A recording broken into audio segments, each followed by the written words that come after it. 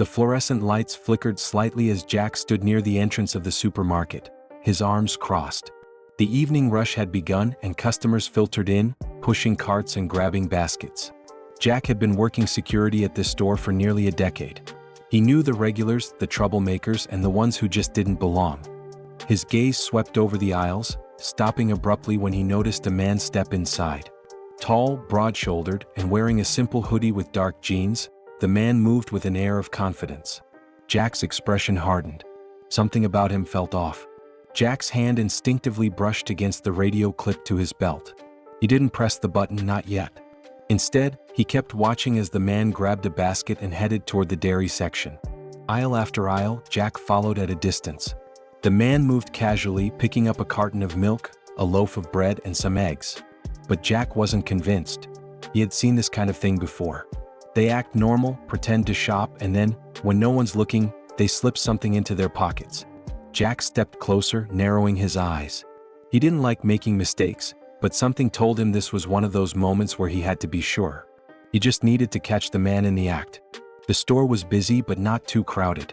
A few customers glanced at Jack as he moved, sensing his watchful stance. The man, however, seemed oblivious to the attention. He picked up a bottle of juice, examined the label, and placed it in his basket. Jack exhaled slowly. He had seen enough. His grip on the radio tightened. If he was right, he was about to stop a thief in action. If he was wrong, well, that didn't happen often. Jack moved swiftly, his heavy boots pressing against the polished floor. The man had just turned toward the next aisle when Jack called out, "Hey you, stop right there." The man paused but didn't turn immediately. Slowly, he shifted his weight and faced Jack with a calm expression. His dark eyes showed neither fear nor surprise. Jack took a step closer, his fingers hovering near his radio. "I've been watching you," he said, lowering his voice. "You planning on paying for all that?" A brief silence stretched between them.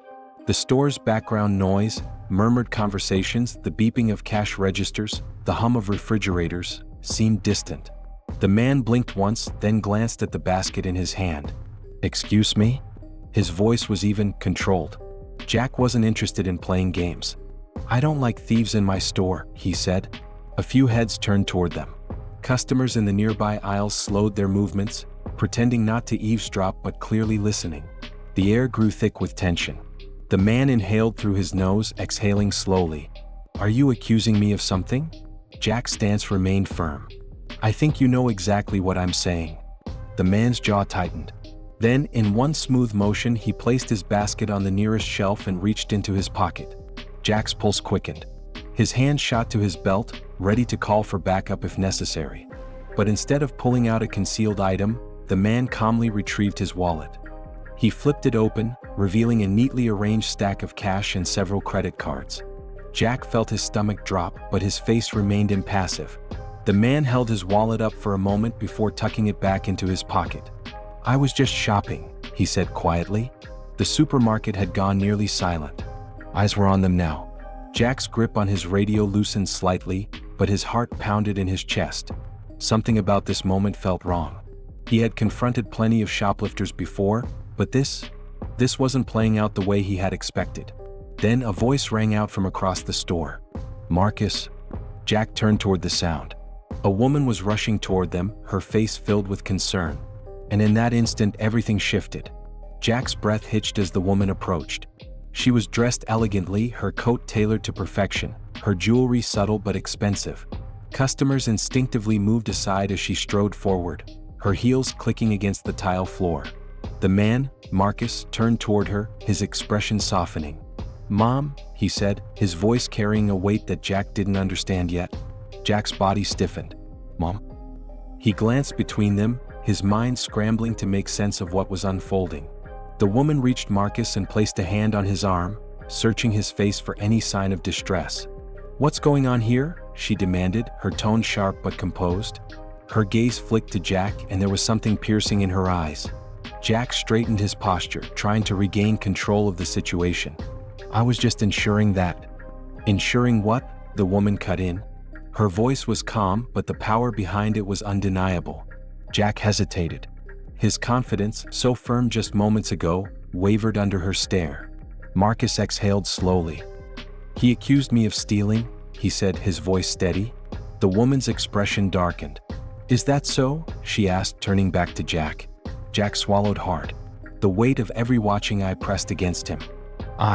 He stopped himself. Any excuse would only make things worse.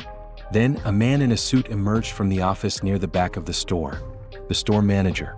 His name was Richard, and Jack had worked under him for years. The moment Richard saw the woman, his face paled. He rushed forward, stopping just beside Jack. Mrs. Caldwell, he stammered. I wasn't expecting you tonight. Jack's stomach dropped. Caldwell. His brain finally caught up with what was happening. This woman, she wasn't just any wealthy customer. She was the owner of the supermarket. And Marcus was her son. The silence in the store was suffocating. Jack's pulse thundered in his ears. He had made a terrible mistake. Jack felt the blood drain from his face. His chest tightened as the realization sank in. He had just humiliated the son of the woman who owned the very supermarket he worked for. Mrs. Caldwell's gaze remained locked onto him, unreadable yet heavy with unspoken words. Jack wanted to speak, to explain himself, but what could he possibly say? The weight of his own assumptions now felt suffocating. Richard, the store manager, was already wiping sweat from his brow. Mrs. Cald, I assure you this is a misunderstanding, he sputtered, his voice laced with desperation. Marcus let out a quiet, humorless chuckle. A misunderstanding? He repeated, shaking his head. His eyes met Jack's, not with anger but with something worse, disappointment. The customers had stopped pretending not to watch. Whispers spread through the aisles, eyes flicking between Jack and the powerful woman standing before him. Mrs. Caldwell exhaled slowly, composing herself. Then she turned to her son. Are you all right? Marcus nodded. I'm fine. Jack took a step forward, finally finding his voice. But the words caught in his throat. What was he going to say? That he had assumed Marcus was a thief simply because of the way he looked? That he had followed him, waiting for him to slip up, convinced of a crime that never happened? No excuse could undo the damage. Mrs. Caldwell shifted her gaze back to Jack. Her expression had softened, but it was no less powerful. How long have you worked here? She asked, her tone even. Jack swallowed hard. Almost 10 years. And in those 10 years, she continued, how many others have you treated this way? Jack opened his mouth, but no words came. The truth was he didn't know the answer. He had never questioned it before. The silence stretched, unbearable. Richard shifted uncomfortably beside him, glancing at Mrs. Caldwell as if trying to gauge how much trouble they were in. Finally, Marcus spoke, his voice quieter than before. You didn't even give me a chance, he said. You just decided. Jack's chest tightened. He wanted to look away to escape the weight of Marcus' words, but he couldn't. For the first time in his career, he truly questioned himself. And he didn't like what he found. The store felt colder now. Jack stood frozen as Mrs. Caldwell exchanged a glance with her son. It wasn't filled with rage or demand for justice. It was something worse. Disappointment. Richard shifted awkwardly beside him, his nervous energy almost vibrating through the air. Mrs. Caldwell, he started, his voice careful. Please understand, Jack is one of our best. I'm sure he meant no harm. Jack flinched. Did he? Mrs. Caldwell didn't even glance at Richard. Instead, she kept her eyes on Jack, waiting. She wanted to hear it from him. Jack's mouth felt dry. The words tangled in his throat, but he forced them out. I made a mistake. Marcus gave a small, bitter chuckle. Yeah, you did. Jack's gaze dropped. He had faced thieves before, liars, troublemakers, but never had he felt this kind of shame. His job was to protect the store, to stop crime before it happened. But now, standing here, he wondered how many times he had seen what wasn't there. Mrs. Caldwell folded her arms. You judged my son before he even had a chance to prove you wrong. Jack didn't argue. He couldn't. Richard, desperate to fix the tension, gestured toward the office. Maybe we should talk privately. Mrs. Caldwell raised a hand, silencing him effortlessly. Then she turned to Marcus. What do you want to do? Jack's stomach twisted. Marcus looked at his mother, then back at Jack. His face was unreadable, but his next words carried weight. I want to know if he understands. Jack swallowed hard. I do. His voice came out rough, uneven. I do now. Marcus studied him for a long moment, then nodded slowly. Then that's enough. Mrs. Caldwell didn't seem entirely satisfied, but she respected her son's decision. She sighed, glancing at Richard. "We'll talk about this later." Jack knew what that meant. His future at the store was now uncertain. Marcus picked up his basket and walked away, resuming his shopping like nothing had happened. But for Jack, everything had changed. Jack stood motionless as Marcus disappeared down the aisle, his basket swinging gently in his grip. The customers slowly returned to their shopping, but the energy in the store had shifted. People had seen what happened. They had watched Jack make a fool of himself, exposing the kind of man he truly was. Mrs. Caldwell gave him one last look, something close to pity flickering in her sharp eyes, before turning on her heel and following her son. Richard exhaled heavily, rubbing his temples as he muttered under his breath. Jack wanted to say something, anything, to make it right. But what could he say? That he hadn't meant to let his prejudices guide him? That it wasn't personal? None of that mattered. Slowly, he turned and walked toward the front of the store. His steps felt heavier than before. The weight of his own judgment pressed against his chest. By the time he reached the security station near the entrance, his hands were trembling. He lowered himself onto the stool, staring blankly at the monitors displaying different sections of the store. He had worked here for 10 years. He had seen thousands of faces pass through these doors. He had thought he knew how to read people.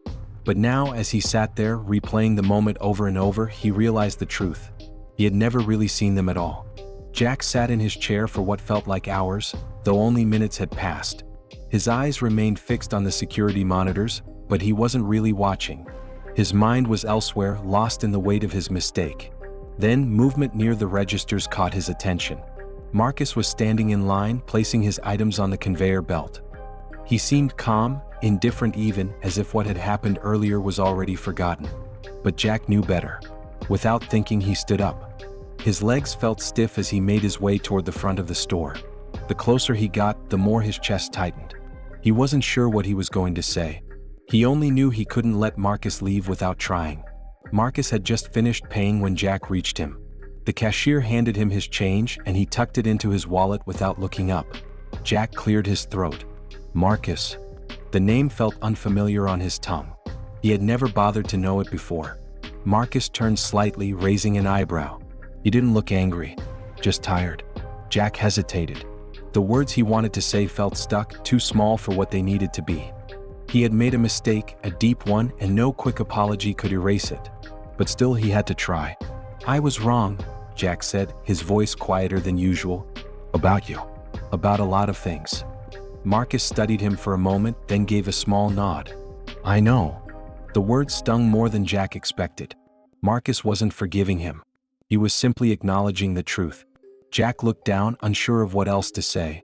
For years he had taken pride in his job, believing he was good at it. But tonight he had learned the hardest lesson of all. Marcus picked up his bag of groceries and adjusted his grip. "Be better," he said, then turned and walked toward the exit. Jack watched as the doors slid open, letting in the cold New York air. Marcus stepped out and disappeared into the night. Jack remained standing there, the hum of the supermarket surrounding him. The store moved on as if nothing had happened. But for him, nothing would ever be the same. The story teaches a powerful lesson about the dangers of prejudice and the weight of assumptions. Jack believed he was doing his job, but in reality he was allowing his own biases to cloud his judgment. It serves as a reminder that true understanding comes from seeing people as individuals, not as stereotypes. Sometimes, a single mistake can reveal the truth about ourselves, forcing us to confront who we are and who we should strive to be. Regret alone is not enough. Change must follow. The real lesson is not just in realizing a mistake but in choosing to be better moving forward.